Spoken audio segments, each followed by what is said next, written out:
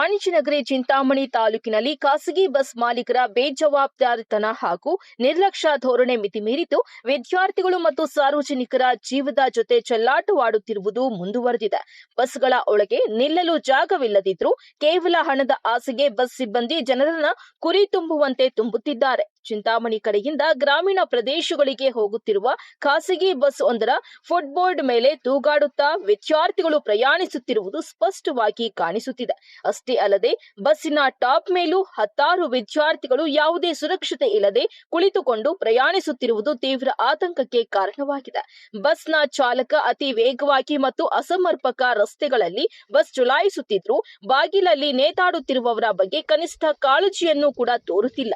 ಪ್ರತಿದಿನ ಸಾರ್ವಜನಿಕ ರಸ್ತೆಗಳಲ್ಲೇ ಇಂತಹ ಜೀವ ಹಿಂಡುವ ದೃಶ್ಯಗಳು ಕಂಡು ಬರುತ್ತಿದ್ರು ಪ್ರಾದೇಶಿಕ ಸಾರಿಗೆ ಅಧಿಕಾರಿಗಳು ಮತ್ತು ಸಂಚಾರಿ ಪೊಲೀಸರು ಮಾತ್ರ ಯಾವುದೇ ಕಠಿಣ ಕ್ರಮ ಕೈಗೊಳ್ಳದೆ ಮೌನಕ್ಕೆ ಶರಣಾಗಿದ್ದಾರೆ.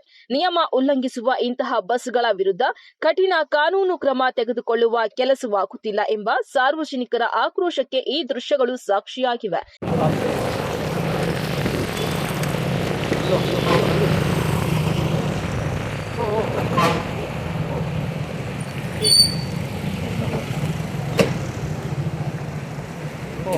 सामने देंगे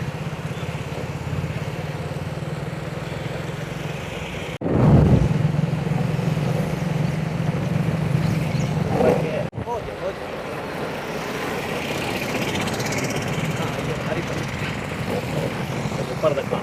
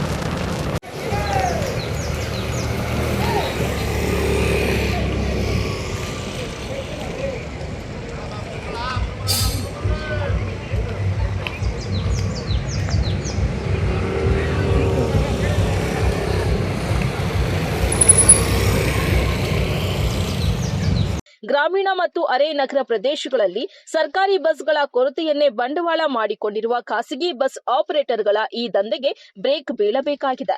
ಉನ್ನತ ಅಧಿಕಾರಿಗಳು ಈ ಕೂಡಲೇ ಮಿತಿಮೀರಿದ ಪ್ರಯಾಣಿಕರನ್ನ ತುಂಬುವ ಖಾಸಗಿ ಬಸ್ಗಳ ವಿರುದ್ಧ ಕಟ್ಟುನಿಟ್ಟಿನ ಕಾರ್ಯಾಚರಣೆ ನಡೆಸಬೇಕಾಗಿದೆ.